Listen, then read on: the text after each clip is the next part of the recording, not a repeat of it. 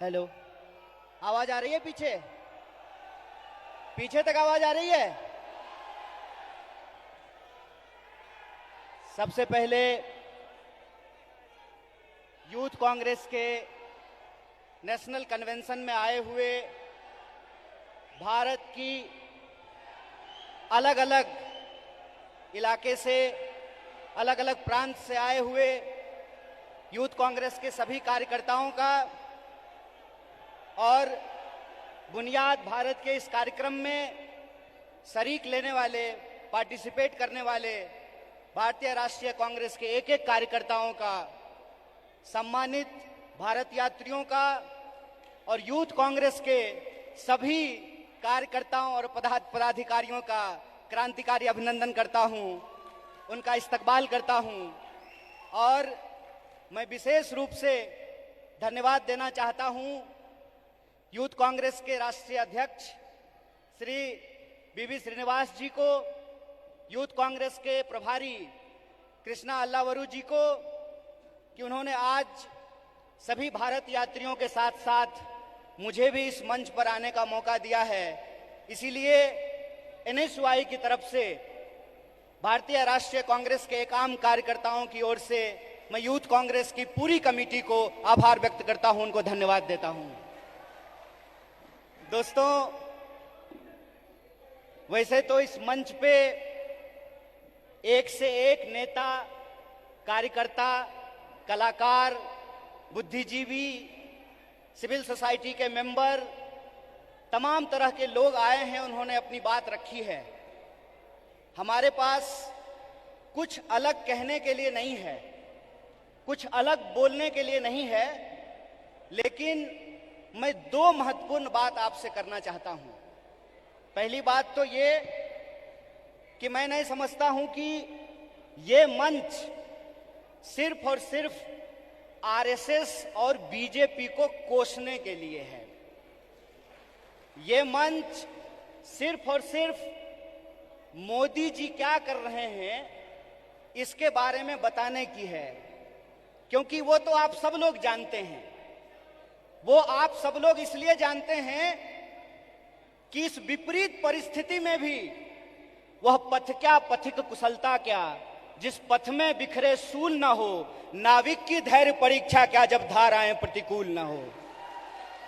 इस दौर में भी कोई इंसान अगर भारतीय राष्ट्रीय कांग्रेस का झंडा उठाए हुए है, इस दौर में भी कोई नौजवान अगर यूथ कांग्रेस का झंडा उठाए हुए है, इस दौर में भी अगर कोई विद्यार्थी एनएसयूआई का झंडा उठाए हुए है, इसका मतलब वो सत्ता के लिए नहीं, सत्य के लिए संघर्ष कर रहा है। इस बात को हमको याद रखना चाहिए। इसलिए बीजेपी क्या है, मोदी जी क्या हैं, आरएसएस क्या है, मैं इन चीजों पे अपना वक्त जाया नहीं करना चाहता हूं, क्योंकि हमारे वरिष्ठ नेताओं ने, हमारे वरिष्ठ साथियों ने, हमारे वरिष्ठ कार्यकर्ताओं ने इस बात को बखूबी समझा दिया है। वो क्या कर रहे हैं ये हम जानते हैं। हमको ये समझना होगा कि हमको क्या करना है। आज जब हम इस कार्यक्रम में शामिल हो रहे हैं, जिस कार्यक्रम का नाम है बेहतर भारत की बुनियाद, तो हमारा फोकस इस बात पे होना चाहिए कि यूथ कांग्रेस का कार्यकर्ता होने के नाते, भारतीय राष्ट्रीय कांग्रेस का कार्यकर्ता होने के नाते, एनएसयूआई का कार्यकर्ता होने के नाते, सेवा दल का कार्यकर्ता होने के नाते, महिला कांग्रेस का कार्यकर्ता होने के नाते, इंटक का कांग्रेस कार्यकर्ता होने के नाते, किसान सभा का कार्यकर्ता होने के नाते हम इस देश की बुनियाद के लिए क्या करना चाहते हैं। इसीलिए आपको अपनी जिम्मेवारी समझनी पड़ेगी। कितना गंभीर दायित्व आपके कंधे पे है, इस बात को आपको समझना पड़ेगा। आज देश की बागडोर पंडित जवाहरलाल नेहरू के हाथ में नहीं है, कि जिन्होंने किताब लिखी थी डिस्कवरी ऑफ इंडिया। आज देश की बागडोर डॉक्टर बाबा साहब भीमराव अंबेडकर के हाथ में नहीं है, जो विदेश पढ़ करके आए थे और इस देश की ड्राफ्टिंग कमेटी में कॉन्स्टिट्यूशन को लिखने का काम किया, बनाने का काम किया। आज देश की बागडोर 23 साल की उम्र में हंसते हंसते फांसी के फंदे पे झूल जाने वाले शहीद आजम भगत सिंह के हाथ में नहीं है। आज देश की बागडोर एक ऐसे इंसान के हाथ में है जो अपनी पत्नी की जिम्मेवारी ना उठाया हो, वो देश की जिम्मेवारी उठाएगा। बताइए, आज देश की बागडोर एक ऐसे हाथ में है जो कहता है कि पीएफआई के नाम में भी इंडिया है। मतलब कुत्ता को भी 4 पैर होता है, गधा को भी 4 पैर होता है, इसलिए सारे गधे कुत्ते हैं। अगर ये रीजनिंग मैं लगाऊं, जो रीजनिंग इस देश के प्रधानमंत्री ने लगाया है, तो मैं ये कह सकता हूं ना कि प्रधानमंत्री जी को भी 2 आंख है और गधा को भी 2 आंख होता है।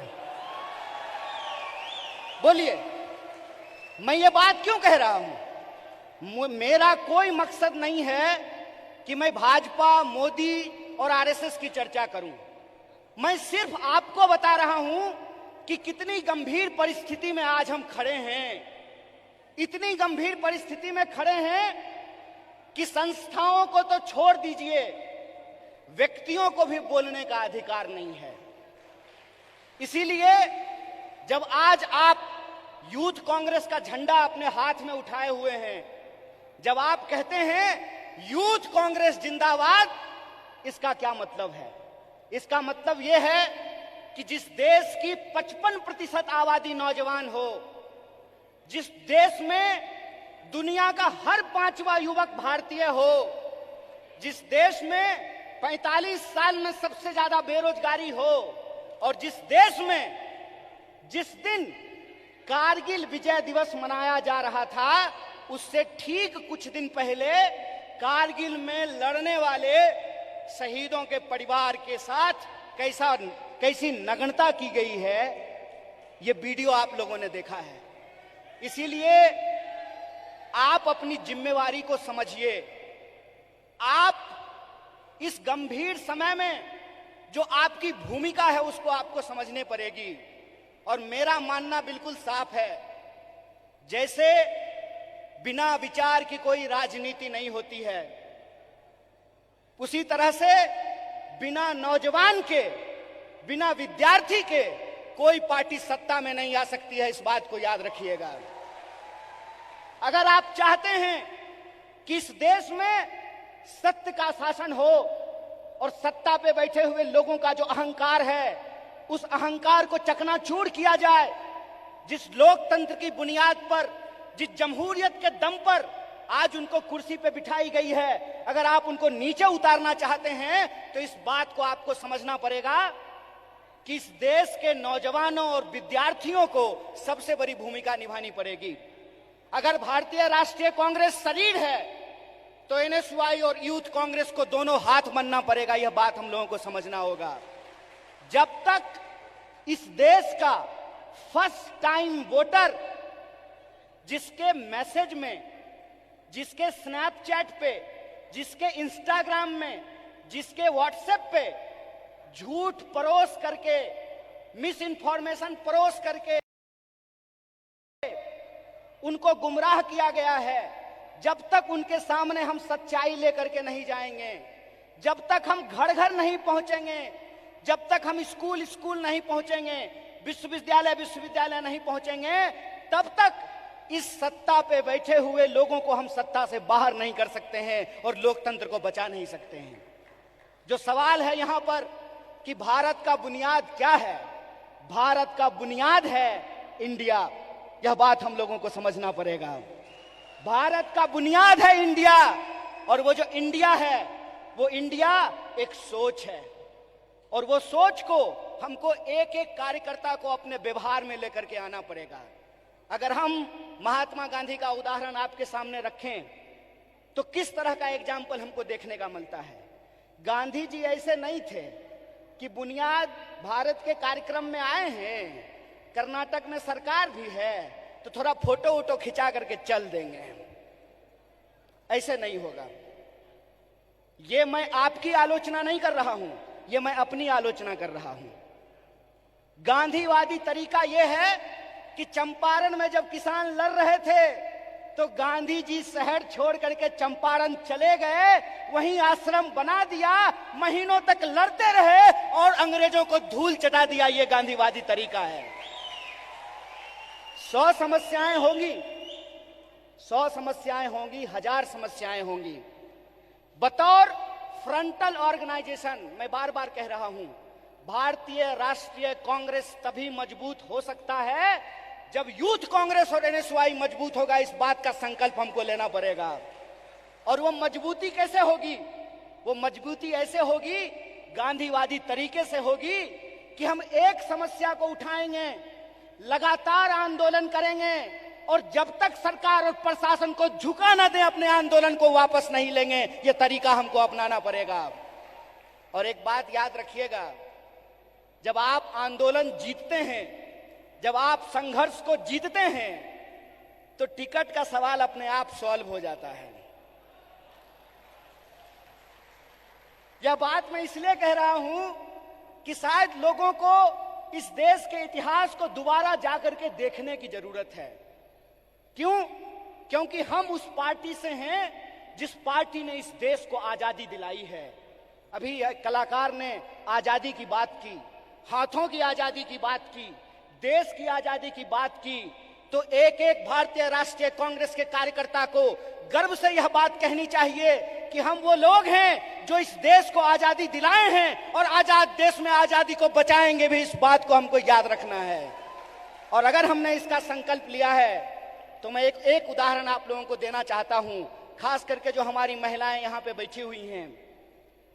जब कांग्रेस पार्टी हार गई थी श्रीमती गांधी के नेतृत्व में, तो उस वक्त लोगों ने कहा था कि कांग्रेस समाप्त हो गया है। उसके बाद श्रीमती गांधी बिहार गई थी, जहां से मैं आता हूं। वहां पे एक नरसंहार हुआ था और श्रीमती गांधी हाथी पे बैठ करके गई थी शोषितों से मिलने के लिए, उन नरसंहार के जो पीड़ित थे उन परिवारों से मिलने के लिए। और उनके साथ हाथी पे बैठी हुई एक महिला थी, जिस महिला का नाम प्रतिभा देवी सिंह पाटिल है, जो इस देश की पहली महिला राष्ट्रपति बनी थी। इसीलिए हम कहते हैं, गीता में भी लिखा हुआ है कि कर्म करो, फल की चिंता मत करो। आज आप यूथ कांग्रेस के कार्यकर्ता हैं, एनएसयूआई के कार्यकर्ता हैं, आपको कर्म करने की जरूरत है। और हमारा कर्म क्या है? हमारा कर्म है अपने विचार पर चलना। और हमारा विचार क्या है? हमारा विचार है इस देश का संविधान, संविधान की प्रस्तावना। और प्रस्तावना कहता है, हम भारत के लोग भारत को प्रभुत्व संपन्न, समाजवादी, धर्मनिरपेक्ष और लोकतांत्रिक गणराज्य बना करके रखना चाहते हैं। इसीलिए जब ये विचारधारा हमारे पास है, इस देश को आजादी दिलाने का इतिहास हमारे पास है, और आज के वक्त में हमको गर्व से यह बात कहना चाहिए कि हम मल्लिकार्जुन खड़गे के सिपाही हैं। हमको गर्व से यह बात कहना चाहिए कि हम राहुल गांधी के सिपाही हैं, क्योंकि राहुल गांधी ने कहा है, डरो मत। और उनको डरने की जरूरत नहीं है जो किसी के खिलाफ गलत नहीं किए हैं।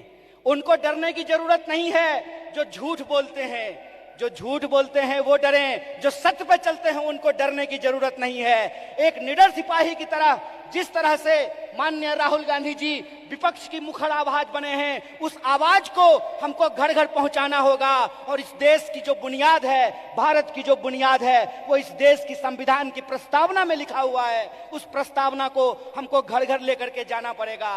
कई बार कार्यकर्ता आकर के हमसे सवाल पूछते हैं कि हमको वैचारिक कार्यकर्ता नहीं मिल रहा है।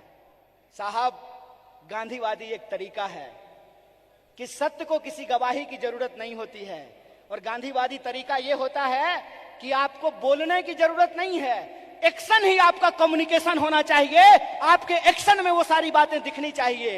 एक बात कहिए कि मैं बहुत महंगा शर्ट पहन करके, मोटा मोटा सोना का सिकड़ी पहन करके, 5 करोड़ का गाड़ी लेकर के आपके पास आऊं और मंच पे खड़ा होकर के गरीबी पे भाषण दूं, आप हम पे भरोसा कीजिएगा? एक्शन ही कम्युनिकेशन होता है। हमको अपने एक्शन को अपना कम्युनिकेशन बनाना पड़ेगा। और हमारा कम्युनिकेशन बिल्कुल साफ है, हमारा कम्युनिकेशन बिल्कुल साफ है कि यह देश सबका था, सबका है और सबका रहेगा। यह हमारा संकल्प है। हमारा संकल्प है कि इस देश में पैदा होने वाला कोई भी व्यक्ति, चाहे उसकी जाति कुछ भी हो, इस देश में पैदा होने वाला कोई भी इंसान, चाहे उसका लिंग कुछ भी हो, इस देश में पैदा होने वाला कोई भी मनुष्य, चाहे उसका धर्म कुछ भी हो, वो इस देश का नागरिक है। और नागरिक होने का मतलब होता है कि राजा का बेटा राजा नहीं बनेगा। लोकतंत्र में वोट से तय होगा कि हमारा शासक कौन बनेगा। और यह जो लोकतंत्र है, यह लोकतंत्र ही भारत की बुनियाद है। यह लोकतंत्र ही भारत की बुनियाद है। और इसी लोकतंत्र को बचाने का काम यूथ कांग्रेस के एक एक कार्यकर्ताओं को करना पड़ेगा। हम जो झंडा अपने कंधे पे लिए हैं, यह झंडा सिर्फ एमपी एमएलए बनने के लिए नहीं है, यह झंडा इस देश की आजादी को बचाने के लिए। इस बात को याद रखिएगा। इस देश में दो तरह के लोगों के बीच लड़ाइयां हो रही है।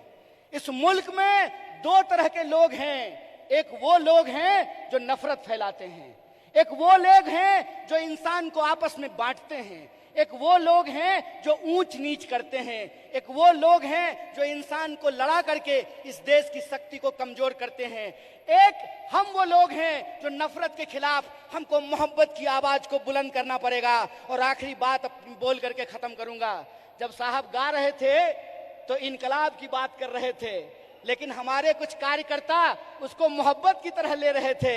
तो आखिरी बात बोल करके खत्म करूंगा कि जो नौजवान इश्क नहीं करता वो इनकलाब भी नहीं कर सकता है। जो इंसान मोहब्बत नहीं कर सकता वो परिवर्तन भी नहीं कर सकता है। हम इश्क करेंगे, नफरत को हराएंगे, संविधान की आवाज को बुलंद करके इनकलाब लेकर के आएंगे। और हम उस रास्ते पे चलेंगे जिस रास्ते पे महात्मा गांधी ने चला और एकता का संदेश दिया। हम उस रास्ते पे चलेंगे जिस पर पंडित जवाहरलाल नेहरू ने चला और साहस का परिचय दिया। हम उस रास्ते पर चलेंगे जिस पर डॉक्टर बाबा साहब भीमराव अंबेडकर चले और समानता का बात किया।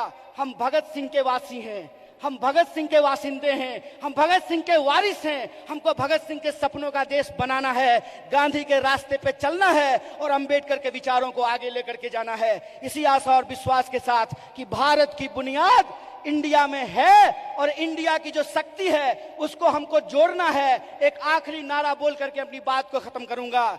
मैं विद्यार्थियों के कार्यक्रम में कहता हूं, जुड़ेगा विद्यार्थी, जुड़ेगा विद्यार्थी, जुड़ेगा विद्यार्थी, उसी तरह से जुड़ेगा नौजवान, जुड़ेगा नौजवान, जुड़ेगा नौजवान, जीतेगा इंडिया। इसी आशा और विश्वास के साथ एक बार फिर से यूथ कांग्रेस की पूरी टीम को एनएसयूआई की तरफ से बधाई देते हुए अपनी बात को खत्म करूंगा। शुक्रिया। इनकलाब जिंदाबाद। जय हिंद, जय भारत, जय कांग्रेस।